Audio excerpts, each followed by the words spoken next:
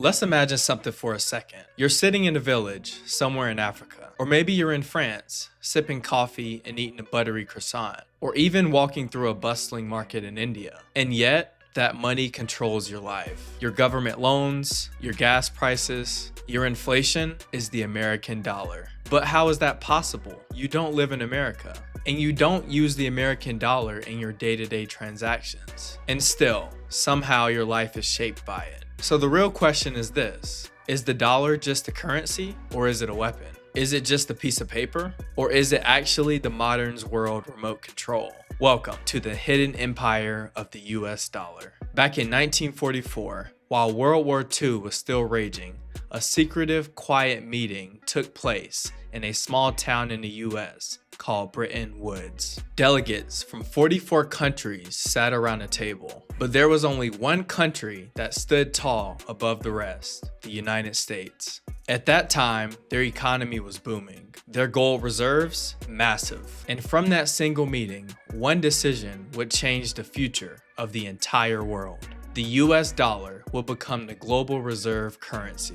Not the British pound, not the French franc, not even gold, just the dollar. Now, on paper, this might sound like a technical financial agreement, but make no mistake, this was the moment America took control of the planet's wallet. Here's how the trap was set. Countries were told this: if you want to keep your money safe, just hold US dollars. And the United States promised that every dollar was backed with gold. And then came 1971. President Richard Nixon walked up to the mic, leaned in and said this: the US is no longer converting dollars into gold. And that was definitely a moment that they pulled the rug. And just like that, the promises were broken. But by then, it didn't matter. The world was already hooked and addicted to the dollar. It wasn't backed by gold anymore. It was backed by something stronger: power. Today, in year 2025, 80% of global trade is conducted in US dollars. This brings us to the dollar's global grip. If you think about the global oil market, it runs on a dollar. International loans dominated in dollars. And there are countries that face financial collapse. And these are countries like Pakistan, Sri Lanka, I don't even know if I said that right, and Argentina. And then they run to the IMF or the World Bank. But behind those institutions, behind all that polished global branding, there's a shadow. And that shadow, you guessed it, the US dollar. And hey, since it didn't cost you anything to like this video, then go ahead and tap that button. It helps push this content out to more people. And when you subscribe, you're helping me get one step closer to actually earning a US dollar. All for showing you the truth behind it all. Alright, back to it. The petrodollar power play. Let's suppose a country wants to buy oil from Saudi Arabia. Even if it's India doing the buying, both countries, who don't even touch the US dollar domestically, still has to use it to seal the deal. Because decades ago, the United States made a deal with Saudi Arabia. They probably snatched him by the collar and told them this: sell your oil only in US dollars and we'll protect you militarily. And that deal created what we call now the petrodollar system. A system where America doesn't need to sell oil. It just gets paid every time someone else does. Think about it. You're not even using the dollar, but your gas prices are still tied to it. Infinite credit and global debt. And it goes even deeper. The US can print its own currency and borrow in it too. No other country has that kind of power. If India borrows dollars, it has to earn money just to pay it back. But the US, they'll just print more out of thin air. So while other countries bleed from rising interest and crushing debt, the US swims in infinite credit. And in 2025, Americans' national debt just crossed the line of $34 trillion.